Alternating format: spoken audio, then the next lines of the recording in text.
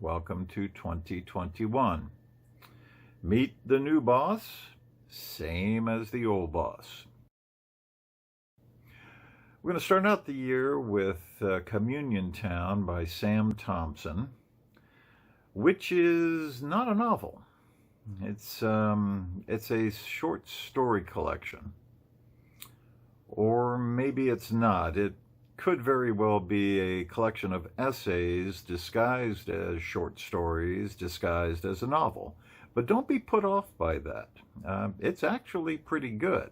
Very well written. If you've got the time, go ahead and pick it up and read it. Think you'll enjoy it. For the craft, more than anything, and probably only for the craft. Because that's the big sell for this novel, let's call it a novel, is that how well the 10 stories are written. How well and exactly alike all the stories are written. How one story or all of them are pretty much written in that MFA sophisticated style of intended meaning and shades of meaning and shared meaning and meaning, so that you can read any meaning you want to into any one of the stories or any one of the characters, like a bunch of MFA grads sitting around some night in a nondescript bar in a nondescript foggy city exchanging meaningful looks. Get my meaning? Of course you don't, and you won't get any from this novel either. It is 10 stories set in a city that does not exist. Reminds me very much of the city of Bellona, or Bayona, however you pronounce it, in Samuel Delany's Dahlgren, or the city of the new sun in Gene Wolfe's work, or the city at the end of time in Michael Moorcock's work. But then, am I saying that this is science fiction or fantasy? And no, I'm not saying that it is. It's none of that. It's city as metaphor. It's city as metaphor for meaning.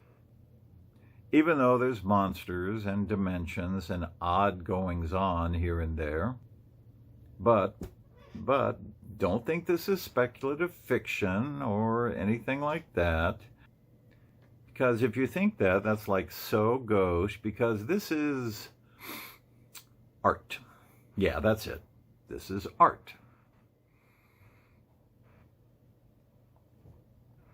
And I must say, these stories are artistic.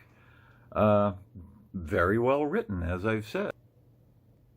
Very intriguing, very atmospheric, and filled with meaning. I like the story about the rickshaw driver the most, and no, that does not mean this is Hong Kong. It's a story with a rickshaw driver, and it's no city, and it's all cities, so don't even try to identify it, okay? The story that I like the least, which might be a bit surprising given my predilections and background, was the detective noir story, because it was just so aware of itself. So, there you have it. Now, don't go into these stories thinking that they're actually stories, because they're not. They're art. And if you don't get it, then you're just a bourgeois little shopkeeper. Like me. Old guy here.